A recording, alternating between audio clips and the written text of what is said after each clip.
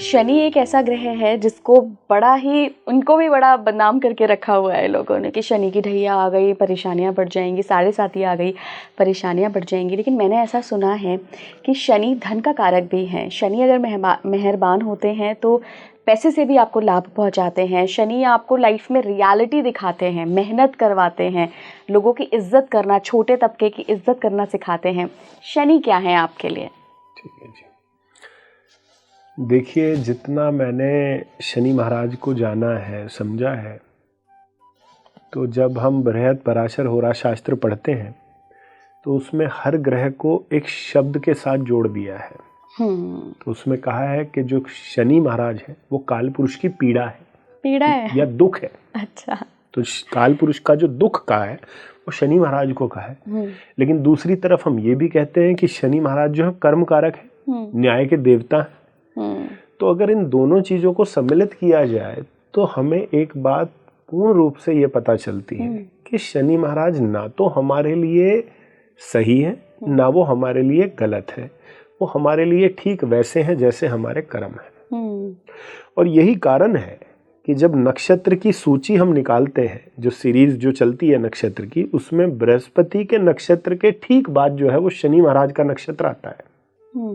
और यही कारण है कि बृहस्पति की जब भी आपको महादशा आएगी या बृहस्पति की अंतर्दशा आएगी तो उसके ठीक बाद शनि की महादशा या अंतर्दशा आएगी। और ऐसा क्यों ये क्रम दिया है? क्योंकि धर्म का कारक ग्रह कौन है? धर्म का कारक ग्रह है बृहस्पति, और कर्म का कारक ग्रह कौन है? शनि। और न्याय कारक देवता कौन है? शनि महाराज। इसलिए ये बात इसको सुनिश्चित करती है कि जो व्यक्ति धर्म के आधार पर चला है, धर्म के तहत उसने अपने कार्य किए हैं, धर्म संगत या धर्म के अनुसार ही जिसने अपने जीवन को जिया है, कभी भी शनि की दशा या अंतरदशा में उसको बहुत ही भयानक पीड़ा का सामना नहीं करना पड़ेगा। दुख आएगा, तकलीफ आएगी, लेकिन क्यों? वो नैतिकता के आधार पर उसने अपना जीवन जिया है, उसको समस्याएं नहीं आएंगी। और आज मैं आपको एक बात बताता हूँ बहुत इंपॉर्टेंट, शनि महाराज को और अच्छे से समझने की। आप देखिएगा मेजॉरिटी ऑफ द केसेस में जब बृहस्पति की दशा में एक व्यक्ति ने बहुत इमेंस तरीके से राइज किया होता है, बहुत अच्छा पैसा कमाया होता है बृहस्पति की महादशा में, तो जब बृहस्पति की महादशा एंड होने को होती है तो बृहस्पति की महादशा में जो अंत में जो अंतरदशा आती है वो राहु की आती है। और राहु क्या है? राहु इल्यूजन है।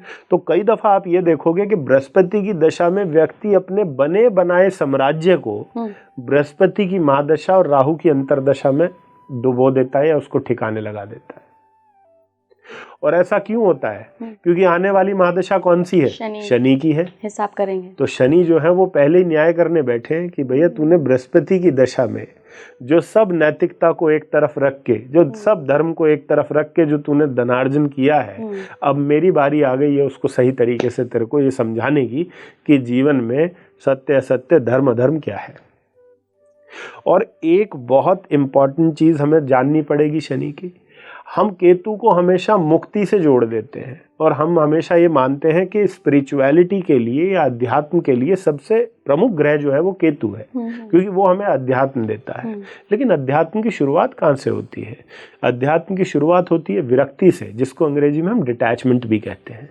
तो अगर आपसे कोई ये पूछे कि डिटैचमेंट का कारक ग्रह कौन है, तो वो कोई और नहीं, वो शनिदेव है। इसलिए शनिदेव ही वो ग्रह हैं जो हमें डिटैचमेंट भी देते हैं। इसलिए जब जब आपकी शनि की अंतरदशा आएगी या जब जब आपकी शनि की महादशा भी आएगी, आप अपने आप को बहुत डिटैच फील करोगे। आप भरे पूरे परिवार के अंदर होते हुए भी कई बार आपको एक अलगाव की स्थिति अपने अंदर महसूस होगी कि नहीं, क्या मैं वास्तव में ये लोग मेरे हैं? क्या वास्तव में मुझे इनकी जरूरत है? और एक एकांत जो है वो आप अपने अंदर जो है वो महसूस करोगे। तो अगर किसी व्यक्ति को ये सब चीजें महसूस होती हैं तो इसका कारण यही है कि शनि जो है वो, शनिदेव जो है वो आपके जीवन में डिटैचमेंट को लेकर आते हैं। और डिटैचमेंट को देने का उनका जो उद्देश्य है वो ये नहीं है कि उनको आपको कुछ पीड़ा देनी है। डिटैचमेंट देके वो आपको इस जीवन की हार्श रियलिटी से अवगत कराते हैं कि वास्तव में जो आध्यात्मिक रूप से बात कही है कि कोई किसी का नहीं है, हर व्यक्ति अपने कर्म के आधार पर आया है। जो हम कहते हैं माँ बाप के कर्म इसके उसमें आ गए या इसके कर्म माँ बाप से आ गए, तो हमें कहीं ना कहीं समझना पड़ेगा कि हर व्यक्ति अपने कर्म अनुसार ही आया है और अपने कर्म अनुसार ही जाएगा। और इस बात को समझाने वाला शनिदेव से अच्छा ग्रह इस जीवन में कोई नहीं है। बिल्कुल सर, आपने कहा कि काल पुरुष की कुंडली में जो शनि है उनको पीड़ा बताया गया है, तो क्या ये यूनिवर्सल लॉ बन जाएगा फिर एस्ट्रोलॉजी का कि जब जब किसी भी जातक के जीवन में शनि की महादशा आएगी तब तब हिसाब ही होगा, वो परेशान ही होगा? ठीक है, तो मैं इससे पहले एक प्रश्न आपसे करता हूँ। अगर मैं आपसे कह रहा हूँ कि इस रास्ते पर गड्ढे बहुत हैं, कृपया देख कर चलिएगा, तो आपको क्या करना होगा? देख के चलूंगी। देख के चलोगे, थोड़ा रिस्पॉन्सिबिलिटी के साथ चलोगे। हाँ जी, हाँ जी। बेपरवाह होके नहीं चलोगे ना, थोड़ा रिस्पॉन्सिबल हो जाओगे। नहीं, मुझे देखना है, मुझे कदम अपना सोच के रखना है।